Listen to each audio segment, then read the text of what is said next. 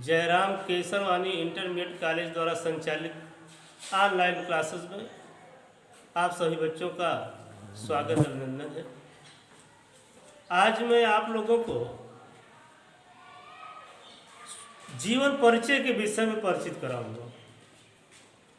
जीवन परिचय बहुत महत्वपूर्ण चीज़ है।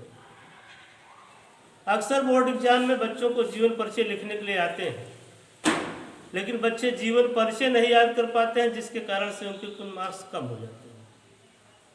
हम चाहेंगे कि बच्चे जीवन परिचय पर विशेष जोर दें, उसको याद करें। याद करने के लिए मैंने टेक्निक भी कुछ निकाल रखा है अलग से। कुछ आपको पंक्तियाँ दिया हूँ, उन पंक्तियों के द्वारा आप अच्छी तरह से जीवन परिचय को याद कर सकते हैं।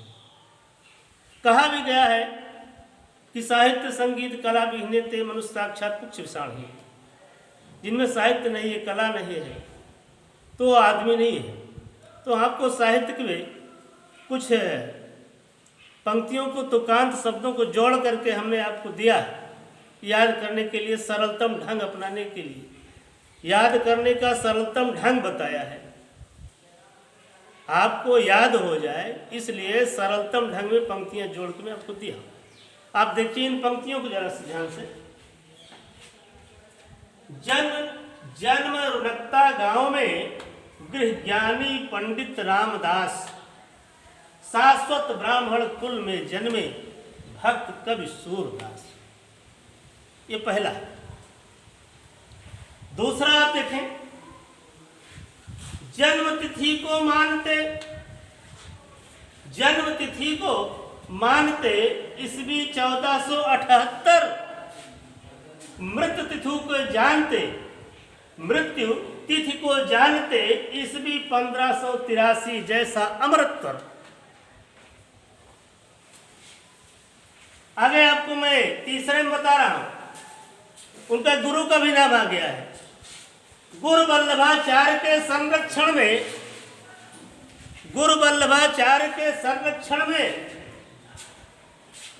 कृष्ण लीला को सींचे और गुरुपुत्र विठल नाथ के समक्ष अंतिम सांसें खींचे। फिर से तीसरा देख लीजिए, गुरु वल्लभाचार्य के संरक्षण में कृष्ण लीला को सींचे और गुरुपुत्र विठल नाथ के समक्ष अंतिम सांसें खींचे। आपको याद करने में आसानी होगी। चौथे में देखिए, साहित्य लहरी सूर सागर, सूर की सारावली, श्री कृष्ण जी की बाल छप्पर लेखनी अनुपम चली। ये आपका रहा है, मतलब पंक्तियों को मैंने दिया है याद करने के लिए सर्वोत्तम ढंग से। आपको बताया है कि ऐसे आपको याद हो जाएंगे, ये पंक्तियां आपको विशेष तौर पे याद हो जाएंगी।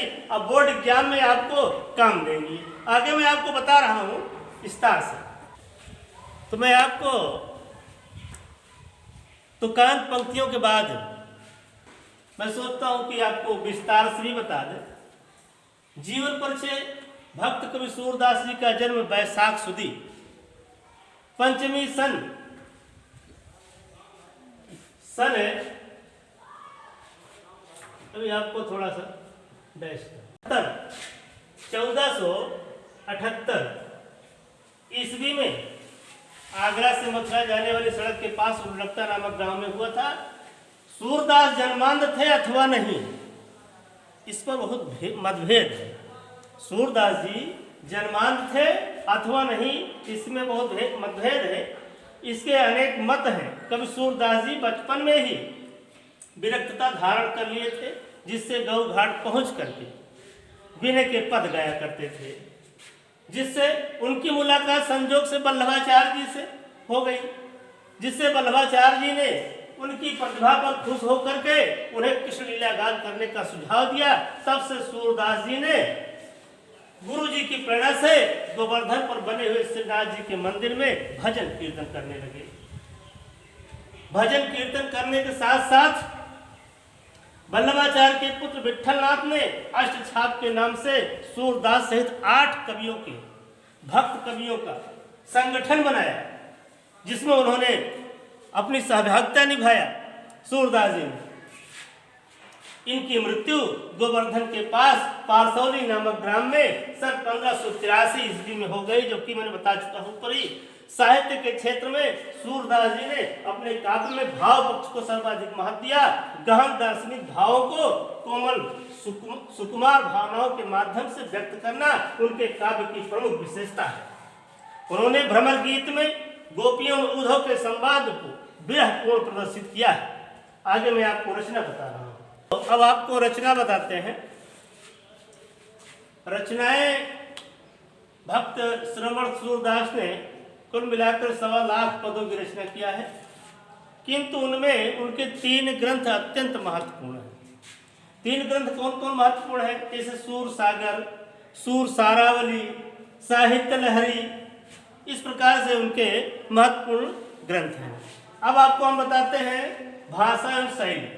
भाषा उनकी सरल प्रवाहपूर्ण एवं ब्रज भाषा का प्रयोग किया है।